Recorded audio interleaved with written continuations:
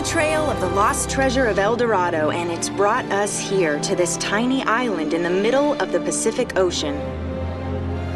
Let's get a closer look. I hope we're the first ones here.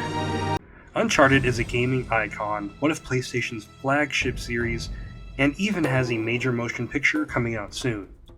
And it's a series that I remember loving. I've played every game multiple times, even Golden Abyss, but I haven't played any of the games in the series since the release of Lost Legacy back in 2017, and I haven't played any of the original trilogy since the release of the Nathan Drake collection. So with the remasters of Uncharted 4 and Lost Legacy coming out soon, along with Uncharted's first movie, I thought it would be fun to look back at the game that started it all. My first time playing Uncharted was actually Uncharted 2. Well, not really playing it, but I watched my friend play it at his house. I didn't own a PS3 at the time, and I remember thinking that the game looked amazing. But I wouldn't play an Uncharted game myself until 2012, the year I got my first job and can finally afford to buy a PS3. I purchased the Uncharted 3 PS3 bundle, and I'm one of those weirdos that can't just play a third or second game in a series. I gotta start from the beginning. So I went to GameStop, got Uncharted 1 and 2, and the adventure began. I fell in love with the series after playing the trilogy, and at the time, my least favorite game was the original. Now, almost 10 years later though, how do I feel about the original Uncharted? Is it as lackluster as I remember? Let's talk about it. Nate? Be careful. Come on. I always am. Ah! I did not see that! So let's start out with the good. The story is pretty good. It's a Search for El Dorado story, and it's pretty fun and interesting. But what really carries the story here is the characters. Nathan Drake has become a gaming icon for a reason. The guy is a great character, has fun, witty dialogue, but I think what makes Uncharted as a series so great is the supporting characters and how well they all interact with each other. The writing in this game is pretty good when it comes to the characters. I don't think it's great, but it's good. All of the performances are genuinely great though. Nolan North has become almost a household name in the gaming community, and the guy is so great in this game. He has done a lot of voice work, but I think Nathan Drake will be what he is most remembered for. The voice actors for Sully and Elena are both great. They really formed a great trinity in this game that I really enjoyed seeing interact together. And the music in this game is so great. Some tracks are really intense and set a good mood.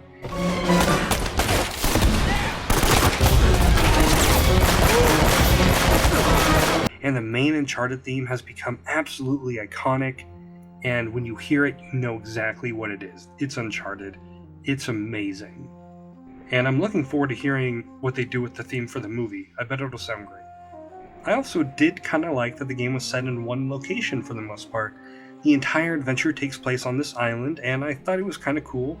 You'll revisit certain areas as you play, and I think it would have been cool if it had more of a Batman Arkham thing going on, where you get new equipment, can unlock new areas, etc. But what we got was neat. And for a game from 2007, the graphics still hold up nicely. Yeah, it does look a bit dated, but I think this game still looks great. And back in 2007, this blew people's minds with how good it looked. Now, let's talk about what I didn't enjoy as much. Nate, are you even listening to me? Hanging on every word. So, the combat in this game was just frustrating. At a certain point, I just wanted to give up. I was so sick of these never-ending shooting galleries. Every time you entered a new room, it was just non-stop, and it got old quick. And the gameplay itself was just okay. Not the best shooting ever, it's just, honestly, it's pretty mid. The combat just felt so unsatisfying and repetitive. They would occasionally throw in a set piece here and there that would help break things up, but it didn't really help much. A car chase can only be so fun, but then immediately after that, you go back to these long, never-ending shootouts, and the enemies are pinpoint accurate. Trying to do any stealth is pointless. These guys can see through walls.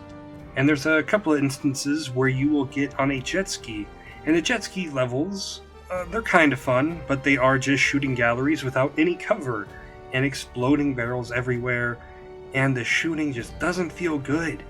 It has no impact, and whenever you are stuck in a shootout, I just wanted it to be over. I wanted to see the next cutscene. If the characters weren't so good, I would have probably dropped this game around Chapter 10. And the church level. Oh my god, it was driving me crazy. I was stupid, and I didn't know where to go, and I kept failing, and then I'd get frustrated that I kept failing, and I'd try to do it as fast as possible, just causing me to die over and over and over again. And eventually, I kind of broke my own rule. I looked at a tutorial on YouTube just to realize I was going the wrong way. So, that was cool. My original plan was to make a video on each Uncharted game leading up to the PS5 remaster of 4 or the new movie, but I'm not sure I can continue playing the games, at least not back to back. I remember Uncharted 2 and 3 being a lot better, and I know Uncharted 2 is many people's favorite in the series, but Uncharted 1 just frustrated me. If it wasn't so short, I don't think I would have seen it through to the end. Even though I enjoyed the story, it didn't have the same high level of story that I remember the sequels having. And I think if it wasn't for the great sequels, Uncharted probably would have become an old, forgotten PlayStation game. And I did enjoy the last couple of chapters. The Spaniard zombie type of enemies were a nice change of pace, at least until the normal enemies showed up, and it just became a normal shootout again, this time with some, zombie creatures running around. And the QuickTime events at the end were kind of annoying. I was so sure that I did it right, but I kept dying and I eventually got it, but I didn't do anything different from the time I failed the QuickTime event to when I succeeded in the QuickTime event, so that was just another small frustration. I almost forgot to mention the villains in the game, and they're kind of lame, to be honest. I almost completely forgot that they were even here. They're so forgettable. At first you think it's this Belloc kind of guy from Indiana Jones, and it turns out to be his henchman at the very end. And this guy is barely in the game. Well, both of them are barely in the game. It feels like their sole purpose in this game is to just give Drake someone to fight, it seems, and these guys must have some pretty deep pockets because they sure can hire a lot of people. Overall, the original Uncharted was a frustrating game with fun moments and good characters. Every time I replay the game, I find myself disliking it more and more. I'm hoping when I revisit the sequels, they are as good as I remember. I think what bums me out most after playing this is that I was really excited to go back and revisit these games, and now I'm kinda dreading it. I don't really want to do it anymore. I would almost keep these games in my memory as great classics, then replay them and experience the frustration that I have with this first game.